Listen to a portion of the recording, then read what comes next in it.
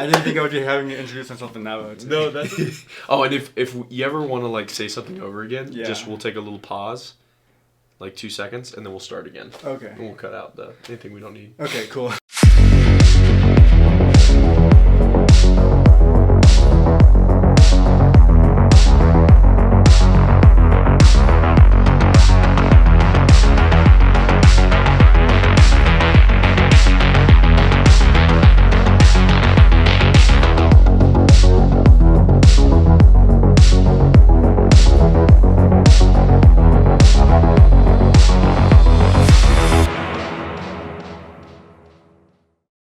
Hey CCUF students, Wes here again with episode 9 of Love Hate. This conversation we've been having is all about moving from hate to love in every relationship and area in our lives. I'm here with my friend Taylor Talaman. Hi. So tell us about you, where you grew up, like what you like to do, all those sort of fun things. So I grew up here in Flagstaff. I've lived here my whole life. I am Native American, Navajo. And I just graduated 2 years ago in 2019 from Coconino High School. What I like to do is just kind of, track, cross country, and just, kind of hang around. Yeah. Yeah. You're a pretty good runner, actually, yeah, from what I good. understand. Yeah. What do you want to do? Like, when you're in school right now, you're at CCC. What are you studying to become? What do you want to do down the road? Oh, I'm just currently studying forestry, so I want to, once I do that, maybe get my foot in the door somewhere, work for the Forest Service, Cool. I'm just a big fan of, hiking and stuff, so just to be out there as a job would just, be my goal. So you're a part of the Navajo Nation, you mentioned. What clan do you come from? Or clans, I guess. My 4 clans are Dithani, Do Tabahe, Do Kiani, Do Nanatajachini. I am so impressed. This is like anybody that can speak more than one language is automatically impressive to me, but people that can pronounce the Navajo language are so impressive to me because I've had a couple of Navajo friends and they're just no matter how hard I try, they're close enough. You get a little pass on it. Right, yeah. Exactly. I try yet the A and then you're just yeah, sure, close enough, I get it. Grew up in Flag, went to Cocoa. A fairly normal, Flagstaff experience, yeah, you'd say.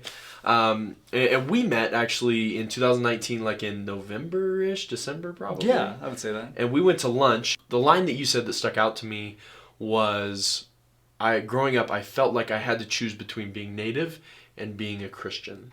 Can you explain, what that meant, what you meant when you said that? Well, growing up, just, being Christian and Navajo, sometimes those normally don't mix just with other natives in general. They view you as native, so you have to believe in the traditional way most of the time. But there are some who don't believe that, but yeah. When I grew up, I had both sides, so I got to see, the perspective from both sides. And then just as I went on with life, as I was small, I didn't really notice it until I got older, and I'm like, oh, okay.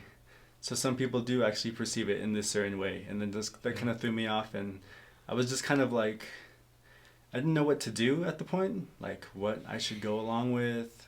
I didn't want to have to pick sides.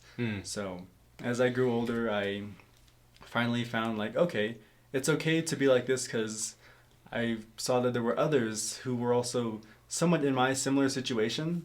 And so then I was like, all right, if they're able to do this, then so am I. Yeah. So, yeah.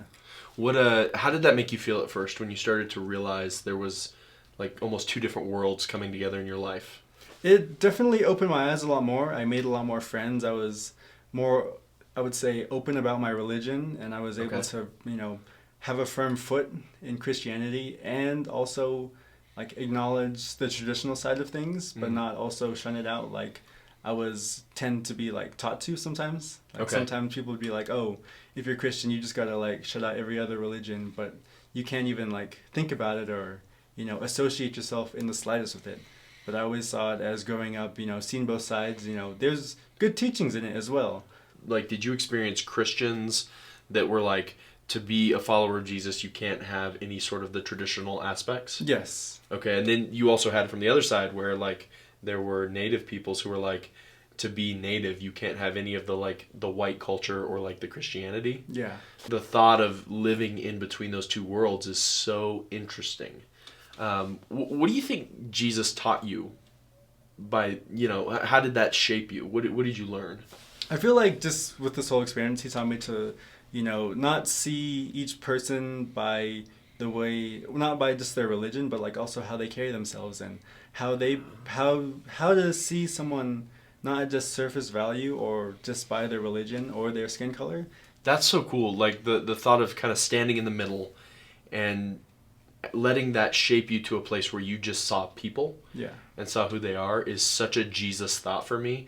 Jesus, right after he preaches the Sermon on the Mount, one of the, some would say, like the greatest and least followed sermons that Jesus preached, that he walked out and there was a couple of different scenarios. One with a Jewish man who was like really like in physically bad shape that Jesus had compassion on, and then one a Roman centurion who Jesus had compassion on. And why that's so distinctive is because the centurion is like a Roman official who was paid to control the Jewish people and to like oppress them. Yeah. Like that's what his job was. And the fact that Jesus heals this Roman centurion's daughter, it shows that Jesus did exactly what you do, is stand in the middle and love people, Yeah. What was it like to grow up Native, like around white people? Was that a tough thing? Was that a good experience for you? It was, just growing up around, just, having both sides, really. Yeah.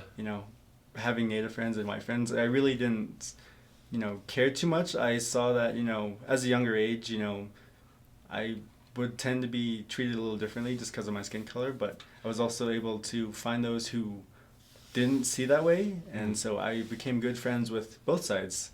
So what do you mean when you say treated differently? Like, because I have literally no idea what that would mean as a white person. So what did that look like for you? They would just kind of like ignore you most of the time, or just kind of, I would say, racial slurs in a sense. Okay. Like just towards you in general.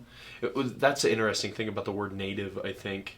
The way we use it here, like it can be totally a beautiful descriptor of a culture and a people, but it can also be kind of a slur depending on like tone and who's using it and how they're using it. That's a good distinction. But you found both in the community, both people who were a little bit prejudiced and people who were not. Yeah. One of the things I love about your story, it sounds like your relationships with people, where even some relationships were negative, relationships on the other side brought healing almost. Yeah. I love that. What parts of traditional Navajo culture do you feel like are the most, that you connect most with? Just being outdoors, respecting, what's around me, what has been provided on this earth, and how to respect it in a good manner, such as the wildlife and, plants and stuff like that. Just the world around you, to see it in a different light, and to see that it's not just about, people or money or anything like that, but, to love the land as it is and to help it, to nurture it and let it grow with you. Oh, that's so cool. And that's one of the things I also really appreciate about Native cultures. I feel like Native peoples that I've talked to and interacted with are so much more connected to the earth and our planet and to our natural environments than I ever was, just in the culture that I grew up in. Mm-hmm. And I think that's something, honestly, that my culture lost. Because you look at Genesis, right? Like God put us in charge of, but the word of nature and plants and animals and all of that. But the word charge is more like caretaker of, like to make sure that it prospers. And I really appreciate that about guys like you, is that you bring that back to me. Like we almost complement each other in those ways. Yeah. Well, Taylor, thanks for joining us for story time. Woo! Yeah. You're the man.